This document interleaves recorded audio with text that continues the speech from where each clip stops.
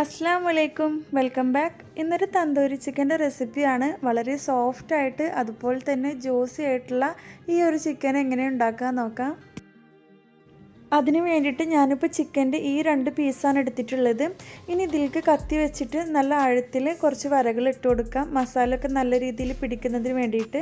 അതിനുശേഷം ഇതിലേക്കുള്ള മസാല റെഡിയാക്കി എടുക്കാം. അപ്പോൾ അതിന് വേണ്ടിയിട്ട് ഞാൻ എടുത്തിട്ടുള്ളത് 1.5 ടേബിൾ സ്പൂൺ തൈര് ഇട്ട് കൊടുക്കുന്നുണ്ട്. ഇനി അതിലേക്ക് ആഡ് ചെയ്ത് കൊടുക്കാനായിട്ട് പോണത് 1/2 ടീസ്പൂൺ മഞ്ഞൾപ്പൊടി, 1.5 ടേബിൾ സ്പൂൺ കാശ്മീരി മുളക് പൊടി, 1 ടീസ്പൂൺ മല്ലിപ്പൊടി, 1.5 ടീസ്പൂൺ എരിവുള്ള മുളക് പൊടി, 1/4 ടീസ്പൂൺ ചെറിയ ജീരകം പൊടിച്ചത്, 2 ടേബിൾ സ്പൂണോളം തന്തൂരി മസാല നമ്മൾ ഷോപ്പിൽ നിന്ന് റെഡിമെയ്ഡായിട്ട് വാങ്ങിക്കുന്ന പാക്കറ്റ് ഉണ്ടല്ലോ, അപ്പം അതാണ് ഇട്ട് കൊടുക്കുന്നത്. പിന്നെ 2 ടീസ്പൂൺ ഇഞ്ചി വെളുത്തുള്ളി പച്ചമുളക് ചതച്ചതും അതുപോലെ തന്നെ ആവശ്യത്തിനുള്ള ഉപ്പും കുറച്ച് വെളിച്ചെണ്ണയും കൂടെ ഒഴിച്ചിട്ട് നല്ല രീതിയിലൊന്ന് മിക്സാക്കി കൊടുക്കുക.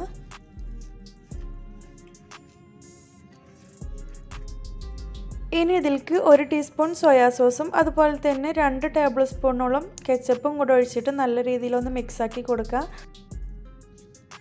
അപ്പോൾ ഇതാ മസാല ഇവിടെ റെഡി ആയിട്ടുണ്ട്. ഇനി ഇത് ചിക്കനിൽ നല്ല രീതിയിലൊന്ന് മാരിനേറ്റ് ചെയ്തെടുക്കണം. ചിക്കൻ്റെ ഉള്ളിലേക്കൊക്കെ നല്ല രീതിയിൽ മസാല പിടിക്കുന്ന തരത്തിൽ മാരിനേറ്റ് ചെയ്തെടുത്തതിന് ശേഷം 1 മണിക്കൂർ വരെ ഫ്രിഡ്ജിൽ റെസ്റ്റ് ചെയ്യാനായിട്ട് വെക്കാം.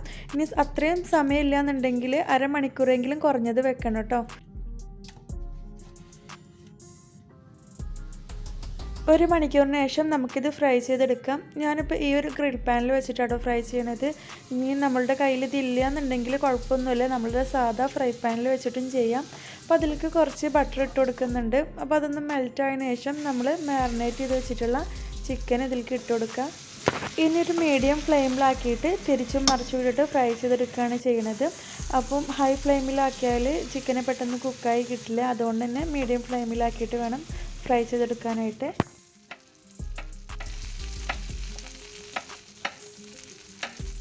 ചിക്കനൊക്കെ നല്ല രീതിയിൽ കുക്കായി വന്നിട്ടുണ്ട്. ഇനി നമുക്കിത് സെർവ് ചെയ്യാം. അപ്പോൾ ഇത് ചപ്പാത്തിക്കും അതേപോലെ തന്നെ പൊറാട്ടയ്ക്കൊക്കെ നല്ലൊരു കോമ്പിനേഷനാണ്.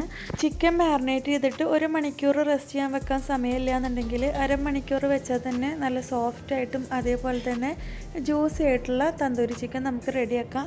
അപ്പോൾ എല്ലാവരും ഒന്ന് ട്രൈ ചെയ്ത് നോക്കുക. എന്നിട്ട് നിങ്ങൾക്ക് ഇഷ്ടമാകുന്നുണ്ടെങ്കിൽ കമൻറ്റ് ചെയ്യുക. അതേപോലെ തന്നെ ഈ ചാനൽ ആദ്യമായിട്ട് കാണുന്നവരാണെങ്കിൽ സപ്പോർട്ട് ചെയ്യുക, ലൈക്ക് ചെയ്യാനും ഷെയർ ചെയ്യാനും അതുപോലെ തന്നെ സബ്സ്ക്രൈബ് ചെയ്യാനും മറക്കരുത്.